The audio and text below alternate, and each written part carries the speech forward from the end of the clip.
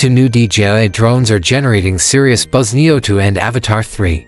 They haven't hit the shelves yet, but that hasn't stopped us from diving into everything we know so far. If you've been following our updates, you already know we've been watching DJI closely.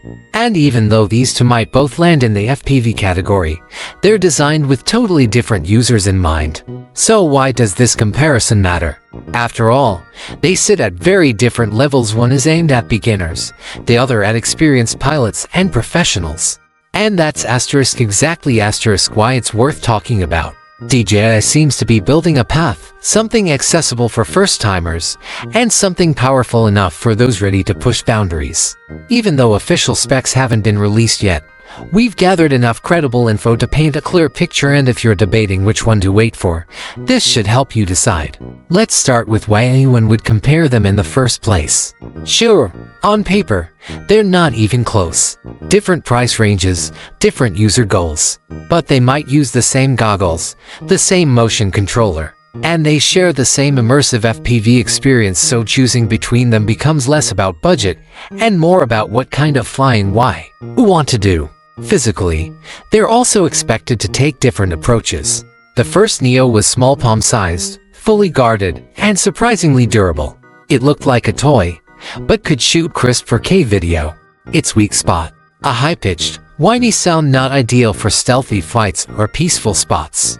The new Neo 2 might address that with a folding design, similar to DJI's mini lineup. Folding arms mean quieter props, better aerodynamics, and it's easier to stash in a bag or hoodie pocket. Avata 3 is a different beast altogether. It's built for action, freestyle indoor flying, tight turns, and surviving the occasional crash. Its body will likely feature a reinforced, ducted design, meant to keep spinning props protected while performing advanced maneuvers. When it comes to cameras, Neo 2 is rumored to get a significant upgrade, a larger 1.3-inch sensor up from the much smaller sensor in the original Neo. That means better low-light capability, smoother details, and probably video up to 4000 at 100 FPS, with still photos at 480p and a super-wide 155-degree field of view. For most casual creators, that's more than enough. But Avata 3, it might take things even further with a full 1-inch sensor.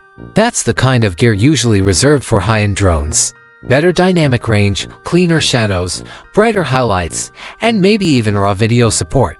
If you're making content professionally or need your footage to look cinematic, Avata 3 could be the way to go.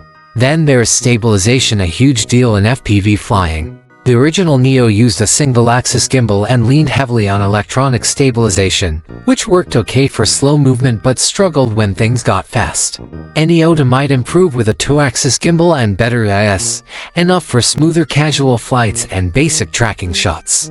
Avata 3 could go even further, possibly combining mechanical and electronic stabilization in one hybrid system. That's a game changer if you're doing flips, dives, or fast chases. It helps keep your footage buttery smooth without spending hours in post. Battery life is another area where both are expected to improve.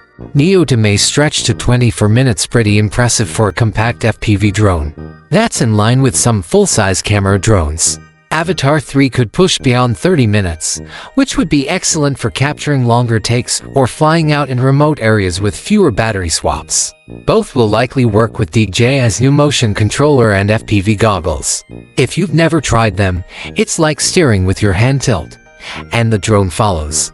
Super intuitive. Neo 2 is expected to lean into auto features like subject tracking, palm takeoff, and basic obstacle detection, perfect for someone just getting started. Think ease of use without giving up that FPV thrill.